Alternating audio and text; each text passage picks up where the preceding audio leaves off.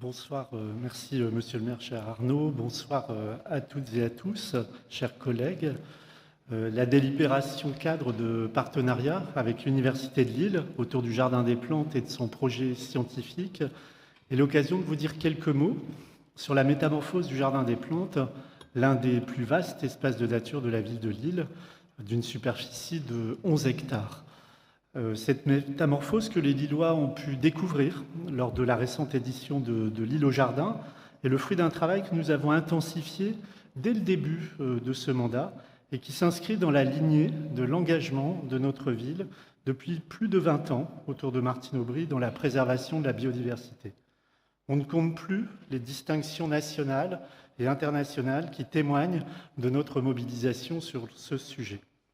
Ces dernières années, avec mes collègues élus, Pierre Posmic et Christelle Libert, mais aussi sous le signe du pacte Lille bas carbone amorcé par Audrey Linkenel, c'est un véritable plan biodiversité que nous avons cherché à activer. Il s'appuie notamment sur un suivi scientifique de la biodiversité locale, sur une stratégie de planification et d'implication citoyenne des habitants à cette dynamique. En témoignent les nombreuses animations de sciences participatives et des chantiers nature proposés en collaboration avec les associations naturalistes et scientifiques du territoire. Alors sur la photo, c'est un petit clin d'œil, vous voyez deux personnages avec Christelle Libert que nous avons accueillis cet été. C'était la cacique Tanonnet, qui est une grande défenseuse de l'environnement à l'échelle de la planète, et notamment de sauvegarde de la forêt amazonienne. Bon, c'était le petit clin d'œil photo. Dans cette démarche, la ville de Lille souhaite renforcer la place du Jardin des Plantes. Fort de collections botaniques de plus de 2000 espèces végétales, dont 20% d'espèces protégées, le Jardin des Plantes ambitionne de jouer un rôle croissant dans la préservation de la biodiversité, à la fois comme acteur de la connaissance scientifique et comme lieu pédagogique.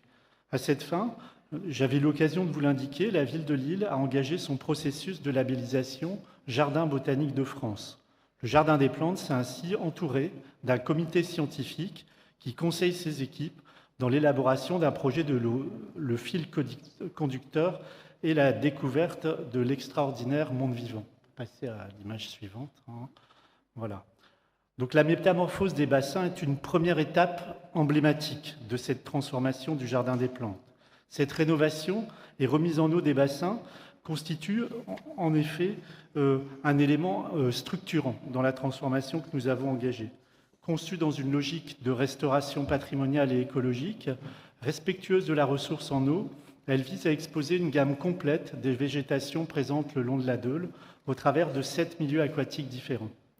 Dans cet esprit de partager avec les habitants, des panneaux ont été installés autour des bassins afin de présenter chacun de ces milieux et de sensibiliser le grand public à la fragilité de ces écosystèmes observables dans la métropole. Les bassins ont été restaurés dans le respect du tracé historique inscrit à l'inventaire des monuments historiques. Et l'image suivante vous montrera en fait voilà ce que ça donne aujourd'hui vu du ciel, avec un salut particulier aux photographes de la ville de Lille qui ont pris cette image des bassins vus de haut. Alors pour sa 8e édition, l'événement Lille au Jardin, organisé pour la première fois sur 2 jours le premier week-end d'avril, a été un vrai succès. Alors que déjà l'année dernière, il avait connu une affluence record avec 3500 visiteurs, celle-ci a triplé cette année avec 10 000 visiteurs comptabilisés. L'événement, qui a proposé un marché de plantes locales et durables, a également accueilli de nombreuses associations du quartier et engagé dans la protection de la biodiversité. Alors nous y étions nombreux, une petite photo avec le maire Arnaud Deslandes, avec Estelle Rode, l'adjointe déléguée de quartier, avec Charlotte Brun, première adjointe en charge de la ville à hauteur d'enfants, et bien sûr tous les collègues de la majorité et de l'opposition qui, je le souligne, ont salué unanimement la qualité de la métamorphose du Jardin des Plantes sur laquelle nous travaillons depuis maintenant 5 ans et qui va se poursuivre. Au-delà des aménagements des abords du site, tant côté porte d'Arras, des rues du Capitaine Michel et du Jardin des Plantes, que du côté porte de Douai, dont nous avons obtenu de renommer la station Porte de Douai, Jardin des Plantes, il est essentiel aussi pour nous de faire du jardin un lieu pour tous, pour les familles, pour les seniors, et un lieu à hauteur d'enfants. Notre projet pour le Jardin des Plantes n'est pas de créer un projet de jardin contemplatif, mais un jardin qui vit, où il y a de la vie, un espace ludique, récréatif et sportif à destination de tous. C'est ainsi, vous le voyez à l'écran, que pour favoriser cette réappropriation, une nouvelle aire de jeu inclusive a été imaginée dans le cadre du budget participatif 3, initié par notre collègue Sébastien Duhem, accessible à tous, chère Sylviane, et pensée pour tous les âges. Nous l'avons ouverte aussi lors de l'extraordinaire L'île au jardin. Bon, vous avez quelques photos de ces nouveaux équipements assez poétiques et avec lesquels, qui ont été aussitôt appropriés par les familles et les visiteurs. Donc les premières étapes sont franchies, mais la métamorphose du Jardin des Plantes va se poursuivre dans les prochaines années. Notre ambition est bien de devenir un jardin botanique de France et des pays francophones labellisé. L'obtention de ce label exprime la volonté de la ville de Lille de devenir un acteur scientifique de la conservation végétale à l'échelle régionale, nationale et internationale, de participer à des missions scientifiques en lien avec la préservation de la biodiversité locale et mondiale, et enfin de développer la sensibilisation en direction de tous les publics.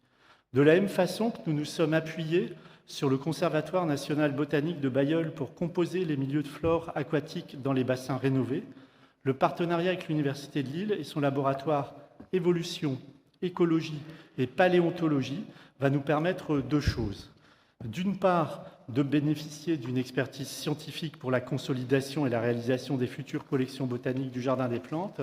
D'autre part, de travailler à des publications communes ayant vocation, notamment, à sensibiliser le public à la préservation du vivant tout en contribuant à l'enrichissement de la biodiversité locale. Alors c'est une action avec l'université que nous avons coordonnée, bien sûr, avec Anne Goffard, notre adjointe en charge des relations avec l'université. Et je voulais conclure en disant quelques mots, je pense, reprenant aussi ce que notre maire Arnaud Deslandes a pu dire lors de cette inauguration. Alors que la science est attaquée de toutes parts, que la biodiversité est en danger, avec Trump aux États-Unis, mais aussi plus près de chez nous, concrètement, avec des attaques infondées à l'encontre d'agences ou d'organismes comme l'Office français de la biodiversité, Sentinelle de la nature. À Lille, avec notre projet de jardin botanique, nous nous inscrivons dans une forme de résistance à ce mouvement, convaincus qu'il nous faut défendre, plus que jamais, la nature en ville et les sciences de la vie. Nous voulons faire de notre jardin des plantes, à l'instar du Zoo de Lille, un équipement jouant un rôle dans la conservation du patrimoine vivant de la planète. Merci. Merci, M. Dandiével. Il n'y a pas